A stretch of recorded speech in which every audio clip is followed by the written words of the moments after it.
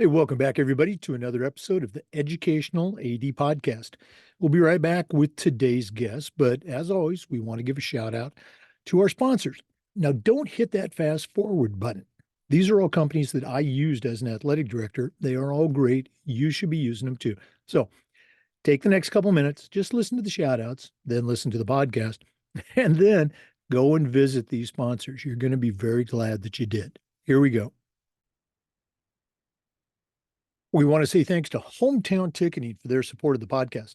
Hometown Ticketing is the leading digital ticketing provider to schools and colleges. I don't think I need to say anything more, but I'm going to. Hometown Ticketing is going to offer you more support, more security, more customization. Go to hometownticketing.com. Let their team help you make the best online ticketing solution. That's hometownticketing.com. We also want to say thanks to Sideline Interactive, indoor score tables and video boards. Probably one of the best purchases I ever made was our Sideline Interactive indoor score table. Of course, we use it for home games, but we also used it for pep rallies, for signing ceremonies. It was a great moneymaker for our athletic department, and it also helped create the ultimate game day experience. That's sidelineinteractive.com. Schedule a live web demo today. Also want to say thanks to Huddle. Go to huddle.com and change the way you see the game. As a football coach, I used Huddle for years, but when I became an athletic director, I wanted a trusted platform that all of our programs could enjoy, and Huddle really came through. Our coaches loved it, the kids loved it, the parents loved it. And the tools that Huddle provided, not just to our coaches, but as far as streaming our games, were just tremendous. Go to huddle.com, join the 8 million users, and turn your school into a Huddle school. We also want to say thanks to GIPR. GIPR is the official social media graphics solution for the podcast, and it's the fastest way to create social media sports graphics that will promote your athletes and celebrate your teams. GIPR's the leader in social media content. They're used by over 4,000 high school and college athletic programs across the country. It's professional graphic design made easy. Go to gipper.com to get started.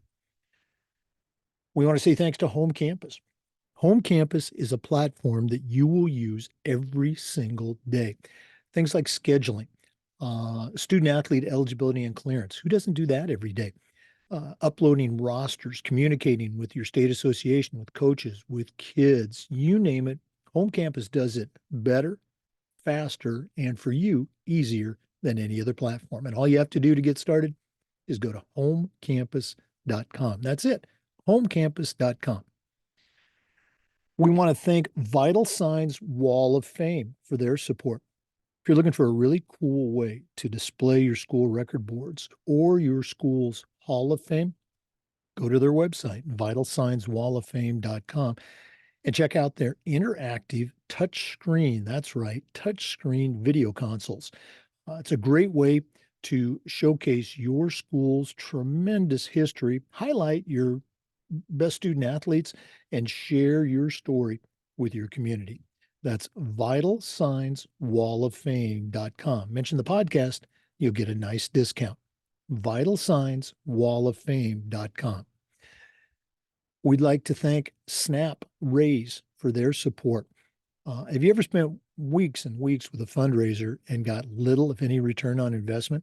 Stop right here. Go to snapraise.com. Hands down, the best online fundraising platform. We used it at our school. Tremendous success. Our coaches loved it. Our parents loved it. It works. And if you go to snapraise.com right now and start a fundraiser for this month, you're going to be entered for a $1,000 sports gear drawing. Go to snapraise.com. Start raising money for your athletic program today, the Snap Raise way. And we want to say thanks to Athletic Surveys by LifeTrack. Microphone fell off. If you've never used a survey to take the pulse of your program, your parents, your kids, your coaches, you're really missing out. Athletic Surveys will create a custom survey that connects you. They're going to connect you with the people you already hear from, the complainers, the gripers, but that's just a small percentage. They're also going to connect you to the 98% of your stakeholders that support your program. And that's tremendously valuable information to have when you're talking with a frustrated parent, maybe your principal, or even your school board. Go to athleticsurveys.com. Let them help you take your athletic program from good to great. And welcome back, everybody, to another episode of the Educational AD Podcast. We're going to Kansas, and it's a back to college segment. I've got a really cool guest today, Dr. Mark Stanbrough. He wears a lot of hats. He is the director of coaching education at Emporia State University. That's in Emporia, Kansas. Also a longtime coach. He's currently the head cross country and assistant track coach.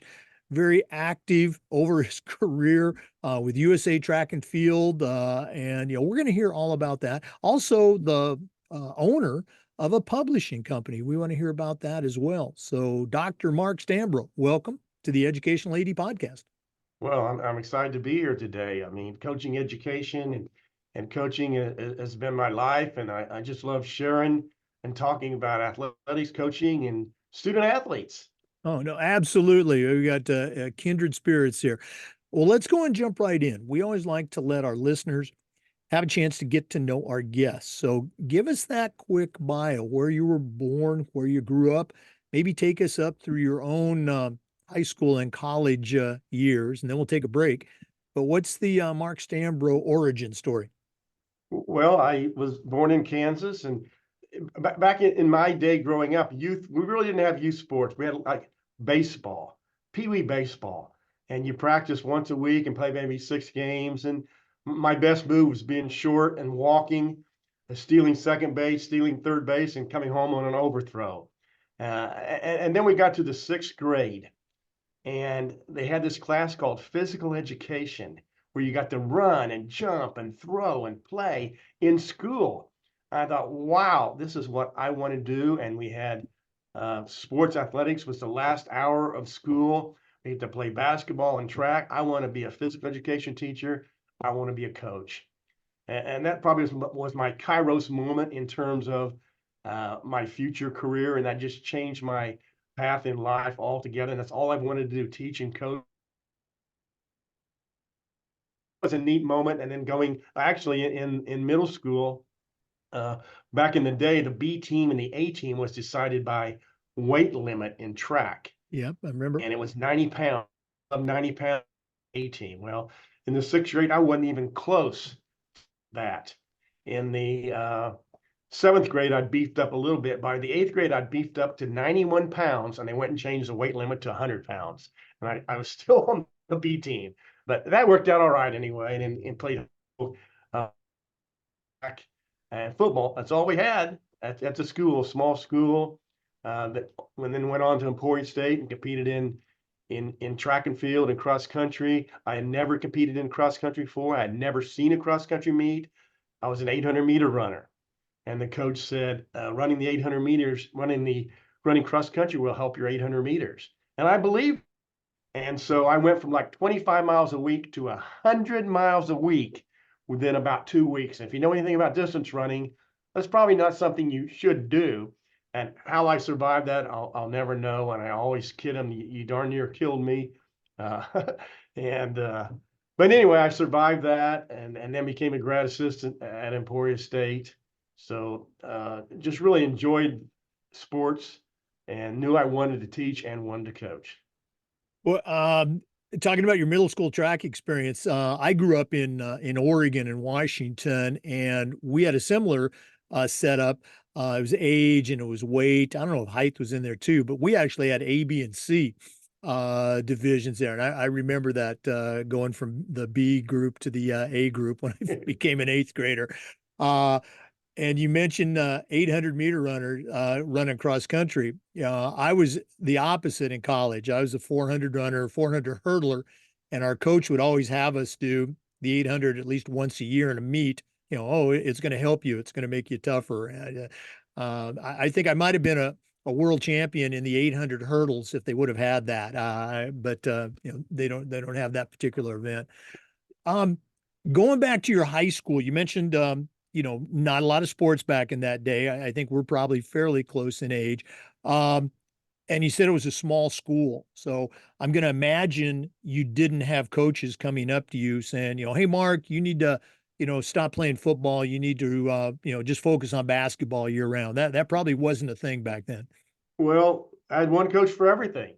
Mhm. So no, that wasn't the thing back then. There wasn't specialization, and there wasn't the summer programs. It was one coach that coached everything. And then when I went into coaching initially out of college, I was at a very small high school, and I was the head boys basketball coach, the head boys and girls track coach, the assistant football coach, and I started cross country up. And so we'd practice football in the afternoon and cross country in the morning.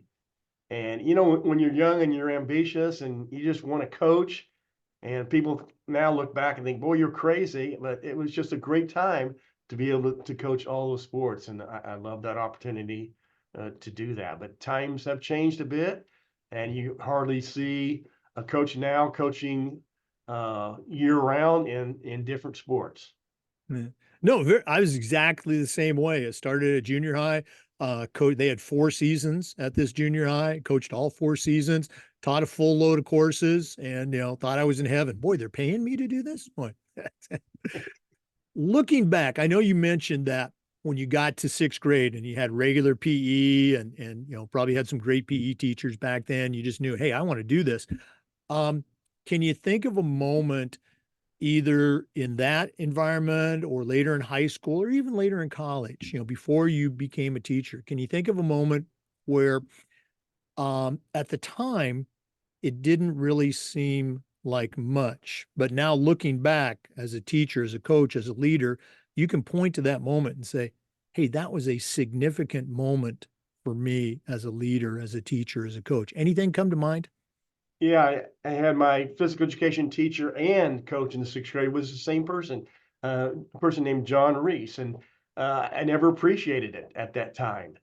That you know he was teaching PE and he was coaching, and then later lost contact with him, and he ended up passing away. And you know when I reflect back on that, I think I just took it for granted.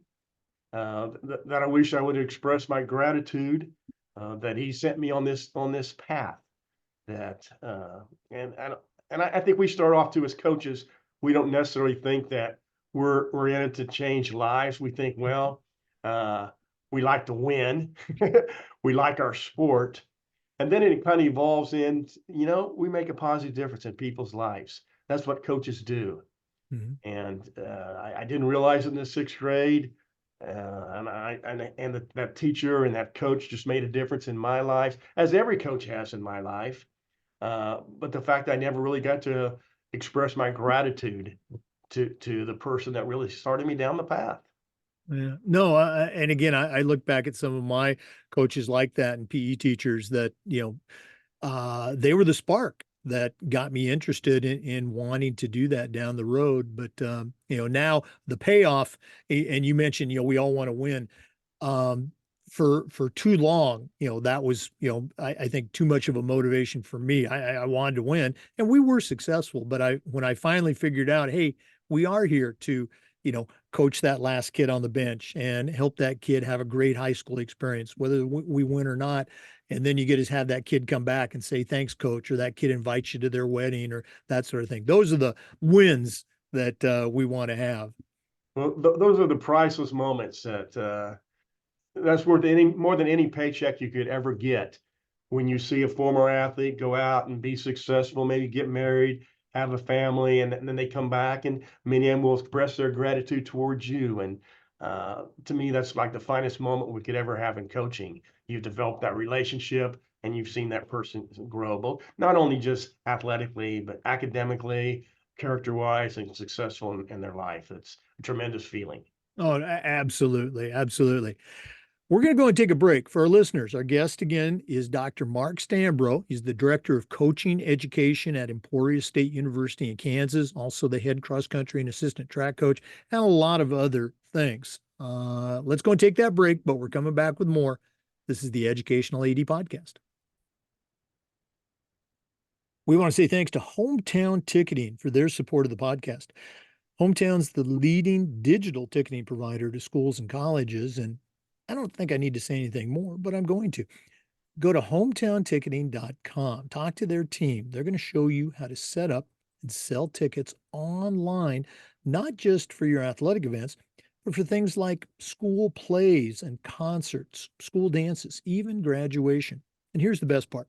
Every school is assigned a dedicated client success manager that's going to provide you hands-on support every step of the way. That's every step of the way. Go to hometownticketing.com to get started. It's digital ticketing that offers more. We want to thank Sideline Interactive, indoor score tables and video boards. Go to sidelineinteractive.com and you can schedule a live web demo to see their score tables and their score boards in action. Probably one of the best purchases I ever made was our Sideline Interactive indoor score table. Of course, we use it for home games, but we also use it for pep rallies, for signing ceremonies.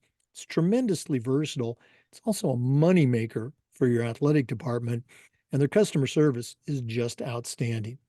Go to sidelineinteractive.com. Schedule that live web demo today. Welcome back, everybody, to the Educational AD Podcast. Once again, our guest is Dr. Mark Stanbrough, the Director of Coaching Education at Emporia State University in Kansas. Mark, you kind of took us up through your college years, and you shared very openly that you had a goal. You wanted to be a teacher. You wanted to be a coach. Talk a little bit about that journey and some of the stops that you were at that led to your current position at Emporia State University. The first 2 years out of college, I coached at a small high school and coached everything. And I really wanted to coach at the college level. And at that time, at a school the size of Emporia State University, we were NAIA, and I was told, well, to be able to coach at this level, you have to have a doctorate, you have to teach and have a doctorate degree. And so I went to the University of Oregon, pursued my doctorate degree in exercise physiology. And at that time, I was still running very actively. So I looked for a place where can I get a great education in exercise physiology, and where can I continue to run? And Eugene, Oregon filled that bill very nicely for me. So I spent 3 years in Eugene, was a graduate teaching assistant, ran for the Oregon Track Club.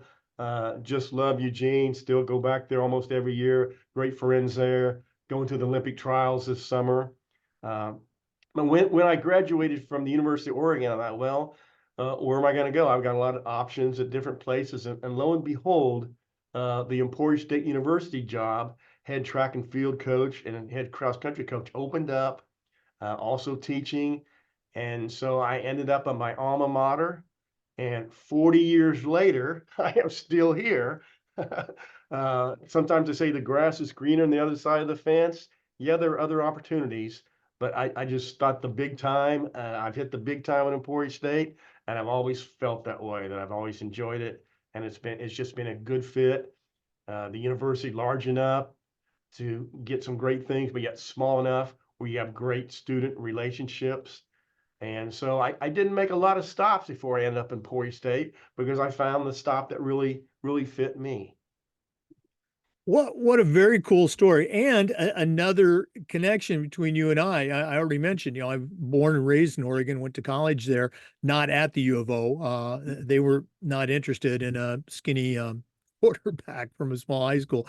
But my wife grew up just outside of Eugene. She went to Junction City High School, and she graduated from Oregon State University, ran for them. She's actually in their Athletic Hall of Fame. And we go back every year to Oregon and spend time in and around Eugene. So maybe our paths will cross. Right? Well, that would be outstanding. There are a bunch of track nuts in Eugene, so certainly enjoy visiting with you about track also there. Oh, no, absolutely. And coming back to your alma mater. I think that happens much more frequently for people going back to their high school and teaching and coaching, not so much their college. Now, you were still, young and in shape. Not that you're not in shape anymore, but you were still at an elite level, I'd say, as a runner. How was that coming back early in your career? And probably some people who had known you as an undergraduate student. Now you're there as the head coach. How was that, welcoming as you came back to Emporia State? Yeah, I was 28 years old when I became the head track and cross country coach in Emporia State. And I was still in really good shape and could beat all my athletes, although I tried not to do that to rub it in at that time. But the really neat thing, as a undergraduate and a graduate student in Emporia State, I had some tremendous mentors. And a lot of those mentors were still at Emporia State, and they took me under their wing. And through the years, we've just had a tremendous friendship. Some of those have passed away, obviously. But I just appreciate those mentors that, when you come in and you're pretty naive and thinking you know a lot and finding out you really don't know a lot. But yet those mentors and were so important to me. And that's something I try to do now in my relationship with younger faculty and younger coaches, to be able to mentor them and be available for them and help them as needed. There's an expression, you kind of alluded to it just there. You don't know what you don't know. Coming in as the head coach at a college program, you weren't a rookie, a novice. Certainly you had some background, but what was something that maybe kind of surprised you about the head coaching position that you found out about? Well, you have to wear a lot of hats, especially as a smaller school. At that time, obviously, and we still do. When you go out and cross country, you have to paint your own cross country course. You may have to mow the cross country course, the recruiting, and balance your time is really important. And I think that's important for all coaches, especially young coaches. And sometimes we get so focused and so hung up on our sport, we don't realize that there are other things out there, such as your family, which is extremely important. So I think time management is the big thing. We all want to be successful. I had a tremendous work ethic. I grew up on a farm. My dad was like a workaholic. And so that was one thing I had to learn. Hey, I've got to manage my time, and then started having kids. And that's another factor in there. There's just a lot of hats that a coach has to wear. And being able to plan and manage time is one of the most important tools I think a coach can have. Now, you've been at Emporia State for a number of years, and obviously the program has had success. As you look back on your career, and I'm not trying to push into that rocking chair yet, but as you look back, what's something that you brought, that you initiated at Emporia State that you're particularly proud of? Well, I think there are several things. One is a coaching education program in Emporia State. That we have it's actually a coaching minor on the undergraduate level. We're one of only 12 universities in the nation that have been accredited in coaching education. So we placed a big emphasis there. Me and another person was a founder of the first health, physical education, and coaching online master's program in the nation, completely online in the nation. So we were really pushing coaching education a long time ago, both online and face to face. And when I think about these young coaches that are going to go out and make it to coach maybe 40, 50 years and make a difference in people's lives, I just still get really excited when I go in to teach a class. For example, this morning I taught theory of coaching, just so pumped up to go in there and teach future coaches who are going to make a difference in people's lives. So yeah, I really enjoyed the coaching part. The athlete, student athlete relationships, by far the best thing. Uh, but I think that coaching education program that's going to keep going on and on is one of the highlights of what I've accomplished at Emporia State. Oh, absolutely. And we talk about this all the time. Athletic directors, they schedule and they do budget and transportation and all of that stuff. But the thing that athletic directors love to do is provide professional development opportunities for their coaches. And sometimes they don't get a chance to do it because they're just overwhelmed or let's say busy with all the minutia of their job, and the growth of coaches education and also AD professional development in the last several years has just been fantastic. And I read that. I'm glad you mentioned that. Emporia State had the very first 100% online coaches education master's degree. Did I say that right? That's correct. Yes. Well, we're going to do this at the end of the podcast, but let's do it right now. If one of our listeners wanted to find out more about the Emporia State programs, or just add you to their network and pick your brain, I think they got a great resource here. How do they find out more information? So Emporia, emporia.edu is the website. They can email me at mstanbro@emporia.edu. And then I also have some resources up on Roho, ROHO, publishing.com in terms of books and resources that may help coaches and ADs. All right. Well, again, just fantastic. And I took a look at the Emporia website. It's very easy to navigate. Check it out, even if it's just to connect with Dr. Stanbrough. But if you're looking for an online master's, who knows? Check it out. That's Emporia. An interesting note on the master's program. When we first started this is back in 1996. We first started teaching online classes and considering going to a master's program. We were told this will never work.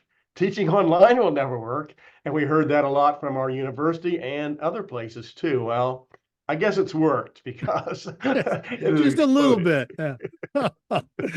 Yeah. We're going to go and take another break, but when we come back, we're going to take a deeper dive into the Emporia State program. We're going to hear about Roho Publishing. Our guest today is Dr. Mark Stanbrough from Emporia State. We may even talk a little more track and field, but please stay with us. This is the Educational AD Podcast. We want to say thank you to our good friends at Huddle for their support of the podcast. Go to huddle.com and change the way you see the game. As a football coach, I used Huddle for years, but when I became an athletic director, I wanted to make sure the platform was going to work for all of our coaches, and Huddle really came through. Our coaches, our kids, even our parents just loved all the tools that Huddle provided that let our coaches coach their kids and let the students and the families enjoy the experience even more. Go to huddle.com, join the 8 million users, and turn your school into a Huddle school. We also want to say thanks to GIPER. GIPER is the official social media graphics solution for our podcast.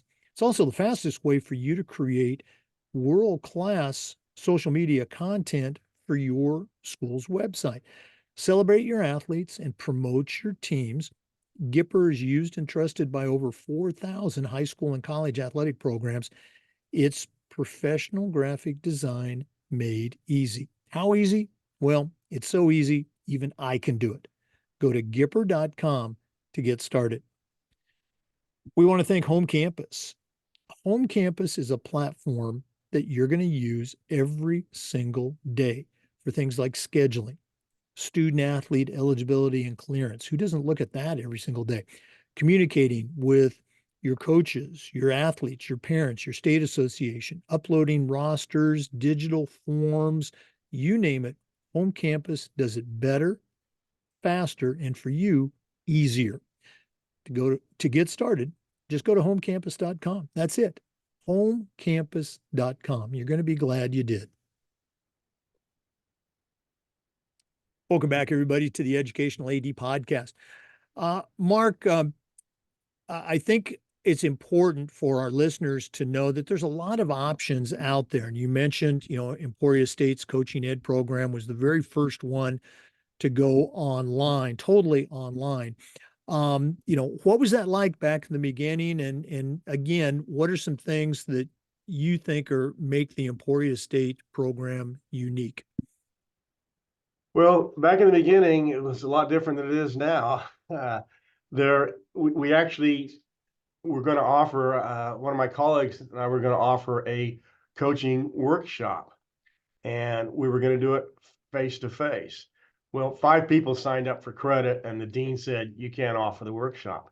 Meanwhile, we had a person, a pioneer in our technology department, said, "Hey, try this thing called online learning. Try this online class." Well, you had like 5 different programs. You had to get off of email, and you had to get onto another program. It was so clumsy and so awkward, but that was the start of it. And then the next year we offered a class, and we had 30 people enroll in the class, and we thought we might have something here. And so we went in our master's program from having 25 students, and most of them within a 100-mile radius of Emporia, and most of them had very little coaching experience or teaching experience. When we went online, we had 200 people in our program, 200 people on our waiting list from all over the world, we ended up with all 50 states. Since then, other schools obviously have caught up with us somewhat. But that first few years was exciting, but it was a lot of work and a lot of clumsy software to work through to be able to make it happen. But what we found out that people could work, coaches that had a family and maybe teaching could work at 11, 12, 2, who knows what time at night or in the morning, anytime they wanted to, and it fit in very well with their coaching, teaching and coaching. Is it better than face-to-face? It's got its benefits, but there's also some drawbacks. I really like the face-to-face also, but for some people, that's just not practical. So it opened up doors of opportunity to learn more about their academic area and also about coaching. Well, that was going to be my next question. How has it impacted, or how have the two programs, worked together face to face and online? Yeah. So like it's just exploded. And a lot of other things too. And you mentioned there are a lot of resources out there. There are a lot of great resources out there. YouTube, resources like your podcast, and the more we can expose people to those resources, the better our coaching profession gets. But we've been very. I mentioned we were accredited by the National Committee for the Council on Accreditation Coaching Education. We've tried to follow very closely the national coaching standards and make that kind of the basis of our program over the years. And many people, although they may follow the national coaching standards, they may be doing so without knowing what the national coaching standards are. And so that's something we've really tried to promote both in our undergraduate and graduate programs. Now, in our next segment, we're going to talk about some specific courses and things, but um, it's a coaching education master's. Now, obviously, we want to get our coaches, as much professional development certification as possible. Do you get any? I'm putting you on the spot here. Do you get any athletic directors that are taking the coursework to add to their toolbox, if you will? And the answer is yes. We've had numerous athletic directors that have taken the course. Some of them are already athletic directors, some of them taking the course to prepare to be athletic directors. And I've really tried to promote it to athletic directors as coaching education. The more educated your ADs are, probably the more educated your coaches are going to be. And those ADs are going to promote coaching education. And you learn something every single day. And most coaches tend to coach the way they were coached, and that Yeah. can be good, it could be bad, but things change throughout the years, and student athletes change, and the ability to adapt and relate to them. And so I think the more informed the athletic directors are, the better coaching experiences their coaches are going to have, and I think the better relationships you're going to have between the ADs and the coaches. Mhm. I'm going to ask you a question, and there's no reason that you should know this answer exactly, so don't feel bad. Um, in Kansas, where you spent the majority of your career, what would you say is the percentage at the high school level of coaches, head, assistant, JV, you name it, coaches who are also teachers or work on campus versus the off-campus or lay coach? Do you have a figure you can throw out? That's a really good question. Uh, I would say, just a few years ago, it was probably 75% would be on campus, 25% off. I think it's increasing that we have more and more off campus. Uh, coaches. It's very difficult, I think, sometimes in the school to find the coaches. I just had a coach in my office yesterday, and it's just amazing. Ron Slaymaker's his name. He's 86 years old, and he coaches girls high school basketball, but he's retiring. And we were talking about the school district really wanted somebody in the school to fill the position. Nobody wanted to. And so they have to go outside. But I think we see that increasing more and more. And is that a good thing? Well, we want qualified coaches, obviously. But part of my career over the last 40 years, even though I've continued to teach in Emporia State, has been coaching. And I coached at Emporia High School, but I was not teaching there. And the years that my daughters were in Emporia High School, I knew a lot of the students. But once that group, my daughters graduated, I didn't know the students as well. And I think it's a better fit if you can find somebody within the school. They see those people like all day.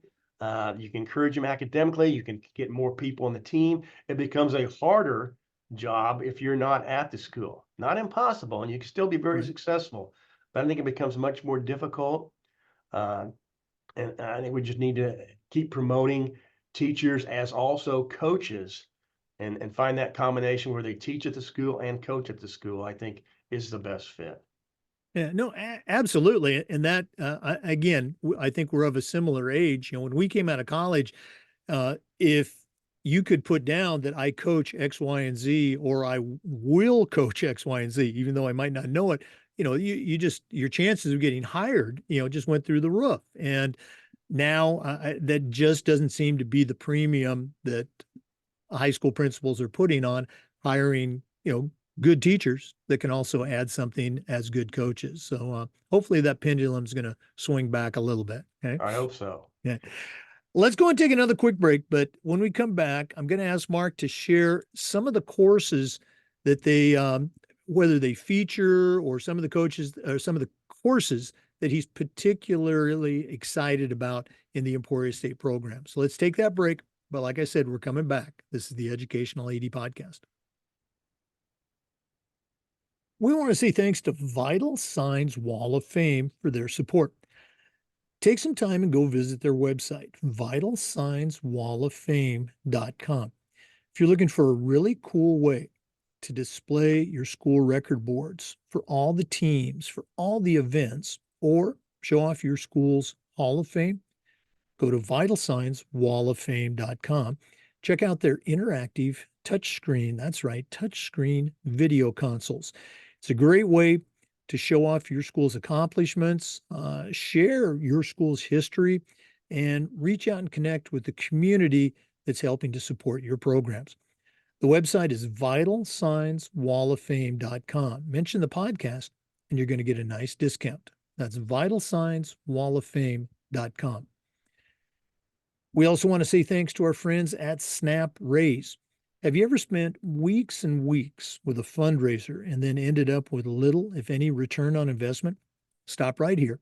Go to snapraise.com. Hands down, the best online fundraiser out there. We used it at our school with tremendous success. Our coaches loved it. Our parents loved it. It works. Go to snapraise.com. You can check out all of their great platforms. But if you're looking for a fundraiser, you found it. Go to snapraise.com.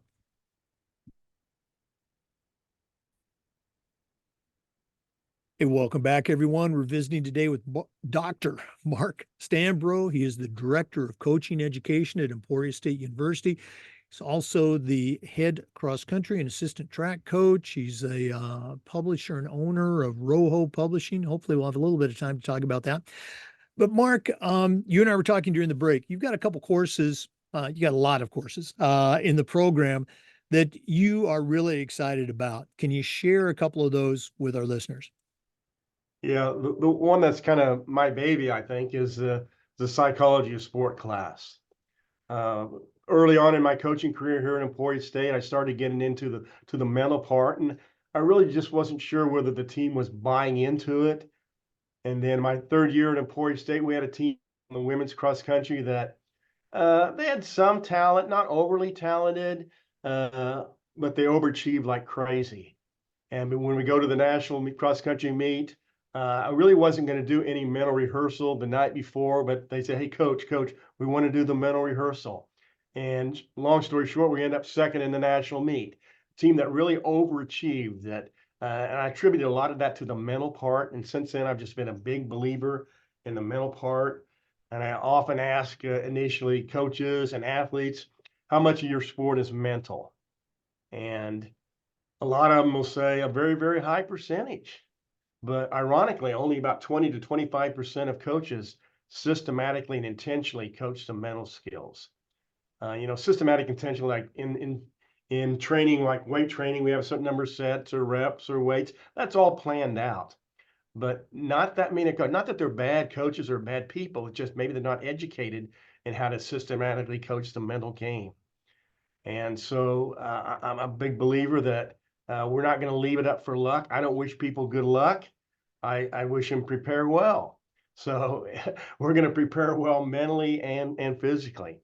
And a lot of it's getting people to buy into it. And there's a technique called Chevreul's pendulum where you have a string on a weight and you basically ask the athlete to see the pendulum moving back and forth, and they're not intentionally trying to do it, but just by thinking about it, you're sending a message out through the brain, to the nervous system, to the muscles. You have a muscle twitch. That twitch is magnified by that string, and you actually see that weight, or I use a piece of candy on the string. You see it move, and people are like, wow. And I use that as like a mind-body connection to buy into it. So really to be successful, you've got to have the coaches buy into it. You got to have the athletes buy into it. So a lot of techniques to try to have the athletes buy into it. We use a lot of techniques to try to get in the proper arousal zone. A moderate level arousal leads to best performance. And some studies have shown like 80% of athletes are over aroused before competition. What do they need? They need relaxation techniques. In practice, 80%, this is primarily high school kids, 80% of high school kids are under aroused at practice. In other words, the day's been too long, the teacher gave them too much homework, the food was terrible, they're ready to go home. You've got to have energization techniques. So providing them relaxation techniques and energization techniques and having each athlete be able to monitor where they're at in their arousal zone to hit that performance is one of the keys that we spend a lot of time on. And then we're really big about talking to ourselves also. We have rules how to talk to ourselves, what I call the 5 Ps: powerful, personal, present tense, to the point. I might have left one of those P's out there, but anyway, we have rules how to talk to yourself. We use association words. For example, when you're at a very difficult point let's just use running, for example, and your mind starts talking to yourself, you can't do this, slow down, back off. We have association words. Mine were power, strong, and relax. And when I practice those enough times, my body would respond. Everybody has a most powerful association word. And I could guess yours, Jake. You think I could guess your most powerful association word? All right. Well, you volunteer. Let's see how it goes. I always say you have to know what it is so you know I'm right or not. Well, everybody's most powerful association word is their name because they've heard it so many times. If you're walking down the hallway and somebody behind you yells, "Hey, Jake," what do? You automatically turn around. Well, so what we try to do is build an association, not with your name, but with other words like power, strong, relax that you pick. And then when you have those times of difficulty or challenges, whether it be athletically or you're getting ready to go take a big test, you get in the proper arousal zone, you say your association words, and it's just kind of calming that voice down that says you can't do it. You have a stronger voice. But we intentionally work that. We have what we call a power picture, where you have a picture where you're running really well or performing something athletically really well, and then you put your words around that, your association words around it. Put it somewhere you see it, your fridge or whatever, and use it in practice. Use those association words every day in practice. Build it, have a routine to be able to go to that when in those times of difficult and challenges, you've got a routine, you've got a plan, you've got to go to some go-to words to help you through that. I don't think there's a coach or an athletic director in America or in the world that would say mental performance training is not valuable. They all say it's valuable, but then many of them will say, well, I just don't have time to do it. They want to get, 3 more plays in on the football field, or shoot more baskets or whatever. And those techniques that you just talked about uh, don't take any time at all. And many of them, and not just you, other mental performance coaches I've talked with, a lot of it's done on the athlete's own time. Okay. It's not taking away from practice. That's great. Another one of those words, I'm sure you still get this too. I'll be at a track meet, and I haven't coached now for really coached for about 4 years since I've been retired. But as an official, I'm at a track meet anytime somebody yells, and it only happens about 500 times. Somebody yells, "Hey, coach, what do I do?" I'm turning around because I'm wired to that word. But I love the idea that you talked about. Very cool stuff. We're gonna have to get you back on because that's a whole nother episode. But Well, I could talk a long time about the mental skills. There are a lot of techniques that are just simple, but they're so effective. And as you mentioned, yeah, maybe there's a little bit of intro time, but athletes can do it on their own and it can be incorporated into practice. That's really where it needs to be. That's the ultimate goal, incorporate into practice and competition. no, absolutely, because they don't happen. That doesn't happen in a vacuum. Okay, it's part of their training. We're definitely going to bring you back, Mark, but we're not quite done yet. We always wrap up with what we call the athletic director's toolbox. Now, you're not an athletic director, but you certainly know your way around the world of high school and college athletics. So we're going to take a final break, hear from Athletic Surveys, who sponsor this particular segment. When we come back, I'm going to challenge you to send out a brand new athletic director on their very first job, but I'm only going to let you put 3 items in their toolbox. So let's take that break. And when we come back, we're going to see what Dr. Mark Stanbrough is going to put into his new athletic director toolbox. We'll be right back. We want to thank Athletic Surveys for sponsoring the AD Toolbox segment. Athletic surveys are about connections. They're going to connect you with your coaches, your parents, your student athletes. They're going to connect you with folks you already hear back from, the ones that want to gripe and complain about everything. But that's really only a small percentage. Athletic Surveys is going to connect you with the 98% of your stakeholders that support your program.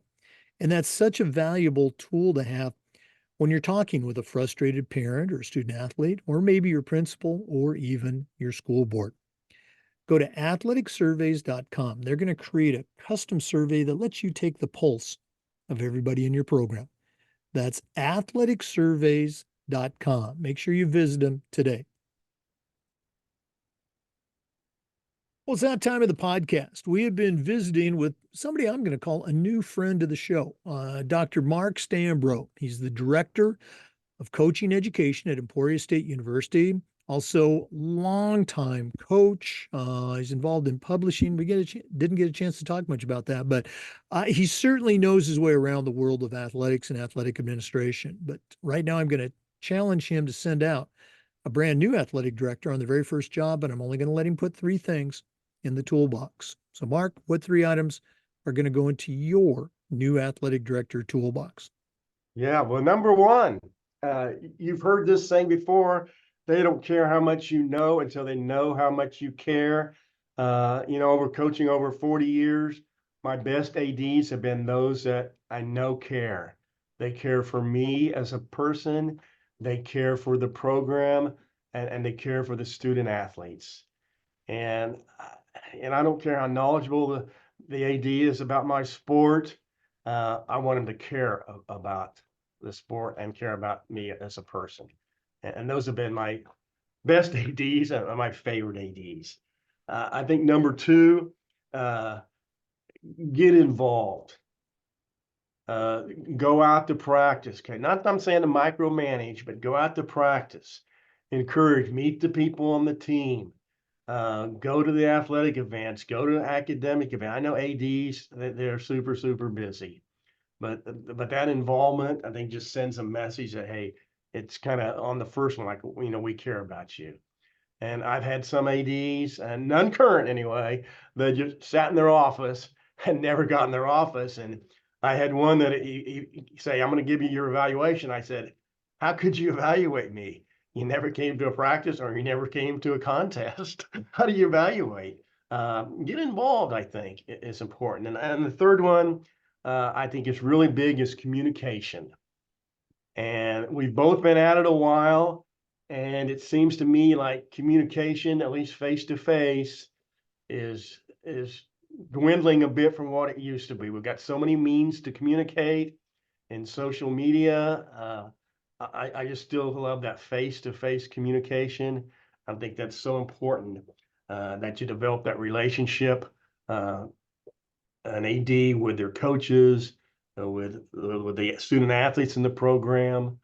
Um, Communication is a biggie on my list also. So those are kind of my top three, I would say. Boy, you probably saw me scribbling those down. You mentioned one of my favorite quotes. It's a cliche, but it's a cliche because it's true. You know, they don't care what you know until they know what you care. And earlier on, you mentioned how you made Emporia State, you know, the big time. You know, you had some opportunities to maybe go elsewhere. Uh, I always associate that with the great Frosty Westering from Civic Exactly. Lutheran, who I got to hear him speak, and I got a copy of his book, Make the Big Time Where You Are. That really hit home with me as a young coach. So, you know, great stuff. You know, great lessons. Mark, one more time, if one of our listeners wanted to reach out, pick your brain a little bit, and listeners, I think you got a tremendous resource here. Or if they want to find out more about the Emporia State program, how do they do that? Yeah, so the Emporia State undergraduate program or graduate program, it's graduate program is completely online. It's got a lot of classes in coaching. Emporia.edu would be where you would find it there. Just go to Health Physical Education Coaching would be our master's program. Uh, Personally, my email in Emporia State is mstanbro@emporia.edu. And then there are some resources, rohopublishing.com, ROHO publishing.com. Several books there. One of them may help people, mental skills and drills for athletes, just simple techniques that coaches don't have to be a sports psychologist, that coaches can work with their athletes. And then I'm also a big believer that sports should be fun. That's the number one reason that athletes participate. And so I've got a couple books on how to make it fun. For example, running games. How do we make running fun? And yes, we can make running fun. So anyway, those are some resources that may help. Anytime I'd be glad to visit. I love visiting about athletics or coaching education. Would certainly take the time and enjoy doing that. Oh, absolutely. Yeah. And I'm adding your fun suggestion to the toolbox because, you know, we hear that quite frequently. It should be fun. You know, we get to go out there and coach kids all day long. That's great. Okay. Well, Mark, thanks again for sharing with our listeners. I am going to have you back later on for another episode, take a little bit deeper dive into all things on mental performance. But thanks again for sharing with our listeners. Good luck with the season. I know you're right in the middle of track season right now. So as you head toward those conference meets and NCAA qualifiers, all the best. And we'll look forward to when we have you back on. Well, thank you. And I really appreciate all the coaches and ADs that make a positive difference in people's lives. All right. Well, thanks again for making a difference in their lives today. For our listeners, we appreciate you coming back each week. And just a reminder, we upload our Zoom recordings to the Educational AD Podcast YouTube channel. We do this just about every day with new content. So hopefully you'll come back for another episode of the Educational AD Podcast. We'll see you next time.